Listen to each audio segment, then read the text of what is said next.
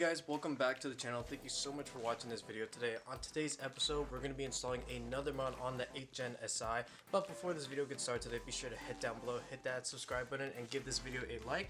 With that being said, we're going to go ahead and jump right into the video. Alright, so as you guys can tell, obviously by the thumbnail, that I got a package from Skunk 2 Racing. I'm going to unbox this for you guys and show you what I got. Just want to give you a heads up, sorry about the audio, there is a leaf blower in the background, so apologies in advance. But let's go ahead and open this package. Alright guys, so here's the lowering springs for the Civic SI. So it came in red too, which is actually my favorite color, but there is one small issue. Alright guys, so the thing is, I'm glad that the lowering springs got here. However, I am missing another part that I've ordered from Hard Motion, this website that my buddy recommended. Pretty much it was just a Mugen reservoir cover that designed to go into the engine bay. I was really looking forward to that, but it looks like it's not in this package, so I don't know if it's still on the way or they forgot to package it. So unfortunately, I'm gonna have to wait on that and have to give them an email telling them that I just lost one of my items is missing.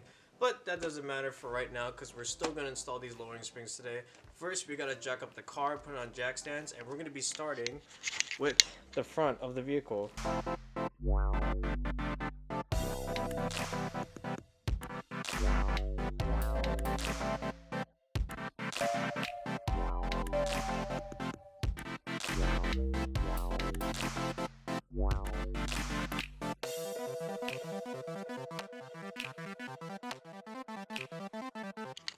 Alright guys, so wheel is off. So what we're necessarily doing is we actually don't have to do too much work on the Civic. So pretty much for what I've seen when you're putting lowering springs on an 8th Gen SI, it looks like you just have to remove a few bolts and ones at the very bottom where the brake caliper is and the brake rotor, and some were inside the engine bay, and then the whole strut tower just comes off. So pretty much when you're right here, what I've seen is people like remove these 2 screws and then the 3 on top in the engine bay, and then afterwards we should be able to get the whole strut assembly out, and afterwards we can go ahead and compress the spring and put in the new spring. So I'm gonna go ahead and get this out and I'll see you guys in a bit. Alright guys, so we able to get all the brake system that's connected to the strut tower itself. So as you guys can see, so pretty much what I only had to remove these 2 bolts here that was connecting the control arm. I think it's the control arm. One of the brake lines that's connected to the strut tower, including this other one. This one was probably the hardest one. It was like one of those push-in plastic pieces. But now that the strut tower is completely free from the lower half, now we have to go inside the engine bay and remove, I believe, 3 bolts, and we should be able to take out the strut tower entirely. Alright guys, so we're in the engine bay now. So literally all you have to do to access your strut tower bolts is just right inside this tab right here. Pretty much it's just this adhesive that was just pretty much clicked in right here, and I just popped it off, and that way it exposed all the 3 bolts that's inside. I know it's a little hazy in there, my camera's being a little weird at the moment, but all we have to do now is just remove those 3 bolts and we're able to get the whole strut tower up, and then we can put in the new spring.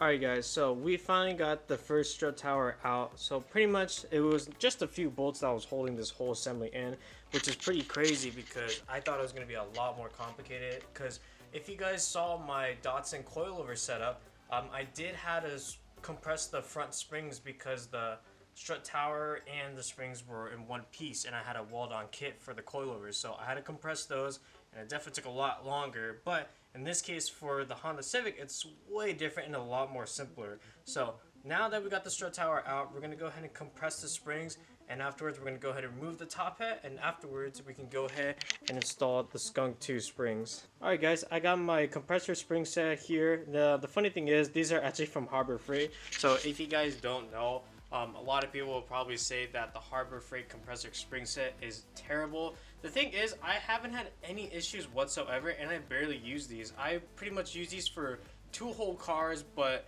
in terms of like how many times I had to use them, where it's probably around like 6 or 10 times already.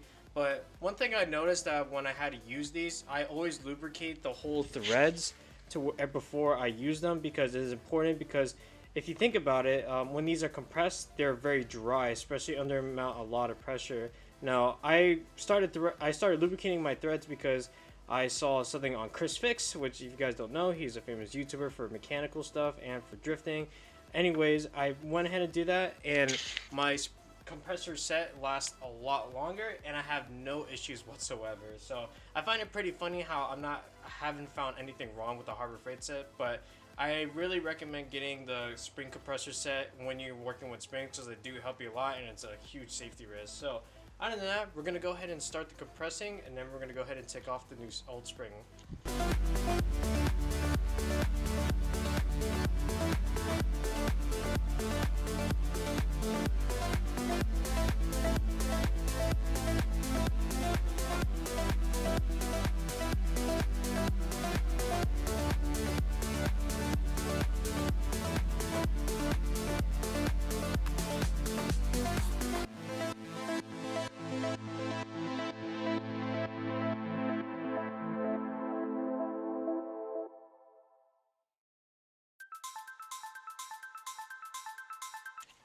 Alright guys, so we finally got the spring off. As you can see, that's the OEM spring right over here. So now we can finally put in the new spring, but we have to do a quick comparison to make sure I put the right one in.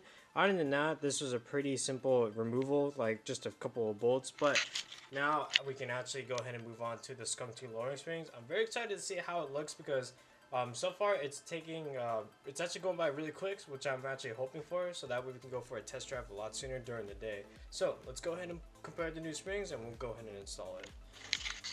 Alright guys, so just want to give you guys an update. So what I did is I compared the new Skunk 2 spring with the OEM one. However, I did notice that this little plastic trim or rubber piece that came off the OEM was actually at the very bottom of the strut. And if you look right here, there's actually a little dot that pokes out. And if you match it up with the strut tower itself, there is a hole that goes into it. So just a quick tip, just make sure you guys just take that off and put it onto here. To be honest, not really too sure if I'm supposed to do that, but it looks like that way. So I'm going to go ahead and trust my gut and put that onto the new Skunk 2 spring. So now we're going to go ahead and compress this, and then we're going to put this on the strut tower, and then we can install it.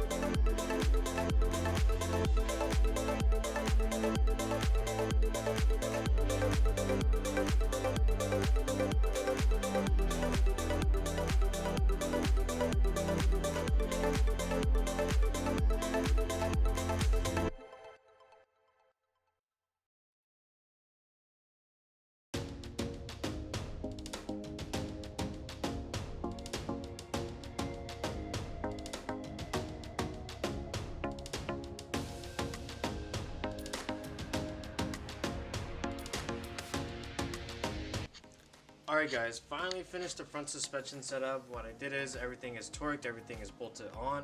As you guys can see, if I walk over to the driver's side,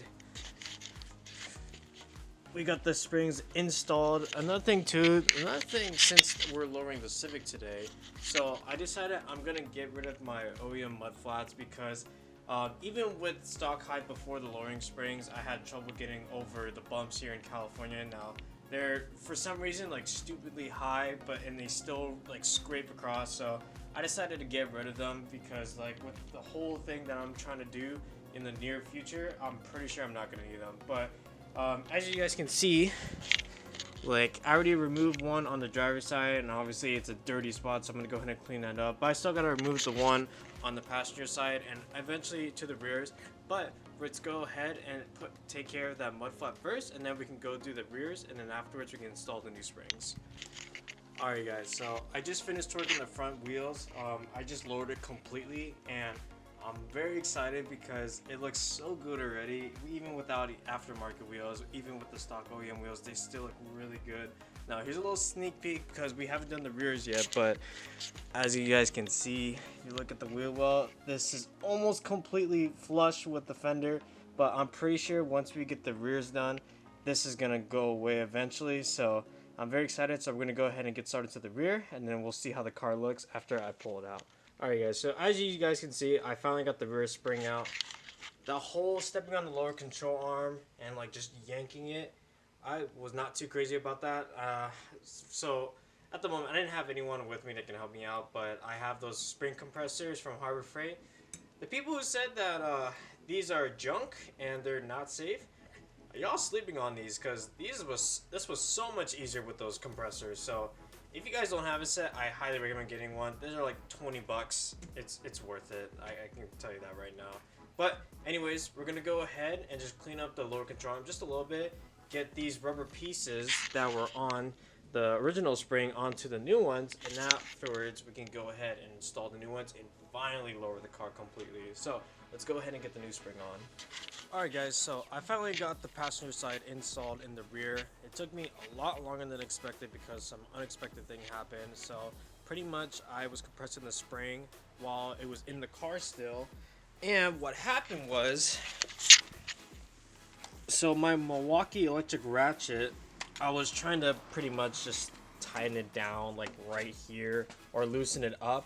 But then when it decompressed, it pushed against the body of the car and I couldn't switch it back to tighten it back down because the whole car was just blocking this part here. So unfortunately I had to like put the other compressor spring on and compress the spring just to get the tool out, but it took me like an hour to an hour and a half. But luckily that's over with, so I learned my lesson. Not going to try to do that again, but we're going to go ahead and go jump to the driver's side rear to get that installed. I'm probably not going to film this part just because like I'm just running low on time and we're running out of daylight. So I will see you guys once the car is all set to go. So I'll see you guys in a bit. Alright guys, welcome back. So the thing is, it's been a couple days since the last time I did a clip. Now the thing, what happened was I ran out of daylight and there was completely nighttime over here, so I didn't really have any light to show you guys how it looks. But anyways, we're gonna go ahead and show you guys like how it is and how the springs are doing. So let's go ahead and go to the Civic. Alright guys, so this is the new ride height for the 8th Gen SI. As you guys can see, it is completely lower and I removed the mud flaps on all sides. It is a little bit difficult to see right now because the sun is just at a weird angle right now that's making it dark. But as you guys can see, we completely got rid of the OEM factory ride height, so it's almost completely flush. I can literally stick my hand in here, so it's not super crazy. It's literally just what I wanted. As for the rears, there is some more clearance than the fronts. Actually about the same around size, but as you guys can see, like the Civic is a lot lowered now. I'm really liking the way how it looks. I really like the Skunk 2 racing, or I'm sorry, the Skunk 2 lowering springs because this is exactly what I wanted. However, there is something that I need to tell you guys about these lowering springs. Alright, so the thing is, what happened was the day of when I was trying to grab a clip and show you guys how the car looks after it lowered it with the springs. So I went for a test drive that same night with my buddies. However, I did notice something when I was driving over bumps and sometimes like when I'm just driving on smooth roads. So on that right front passenger side of my vehicle, I'm hearing a bunch of knocking noises. So usually it's pretty bad when I go over bumps, but everything else but the right front, I'm just getting some clanking knocking noises. So what I have to do is I have to go back and get the car jacked up, inspect the spring.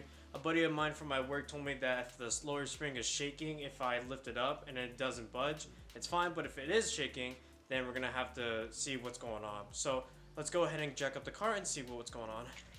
Alright guys, strut tower is out. So I did a little inspection. I checked to see if the spring was facing upright. It's facing upright. However, I did notice something with this rubber collar down here. So pretty much, I'll try to describe this as best as I can. So this whole spring, it's supposed to slide into this rubber grommet and it ends up on this end piece. Now, it's a little bit difficult to see. I'll try to focus for you guys. Alright guys, so pretty much this little hole that's right here, it's supposed to be filled with red from the spring. So I checked on the inside too, and it's really hard to tell on camera, but pretty much the end piece of the spring is all the way pretty much back here. So I'm gonna see if I can try to put some lubrication right here and try to put some force to like spin on here and try to end it up at the very end. And if not, I'm gonna see what I can do next. So I'll see you guys in a bit. Alright guys, one workout later. So we finally got everything positioned where they're supposed to be at. Nothing I did notice on the whole strut tower. Let me actually stand this up for you guys. So if you guys can tell, this little rubber grommet that's at the very bottom, let me see if I can try to focus up for you. So when I put everything together with the spring on the right front passenger side, I noticed the spring was at an angle And since we're lowering the car, there is going to be some negative camber, but not a lot. So instead, I put it to the other side to hopefully counter that, to make sure it doesn't knock as much or prevent it from bending so much on that side. So hopefully, fingers crossed, we won't hear any more knocking noise. I did notice, however, when I was taking off the whole strut tower, it almost looked like it was sitting on the axle. So I'm not really too sure why it's doing that. Hopefully it's nothing super serious. There are some other theories that I think why it's doing that, because I think on the right front driver's passenger side, when I try to bolt up the top hat, I don't think it was completely flush with the body, so I just tightened it down to where it stopped. I didn't really check, but this time I'm just double checking everything, make sure everything sits in properly, because so far it's just this right front strut. So hopefully after fixing this issue, we can go for the test drive and won't hear any more knocking noise. Alright, so we're going to go ahead and bolt everything back up. Now, that being said, so I double checked everything, making sure everything was screwed down completely flush with the vehicle, so I shouldn't feel too much knocking. If not, I'm not too sure what the next step is, but we're just gonna have to deal with it, unfortunately, if that happens.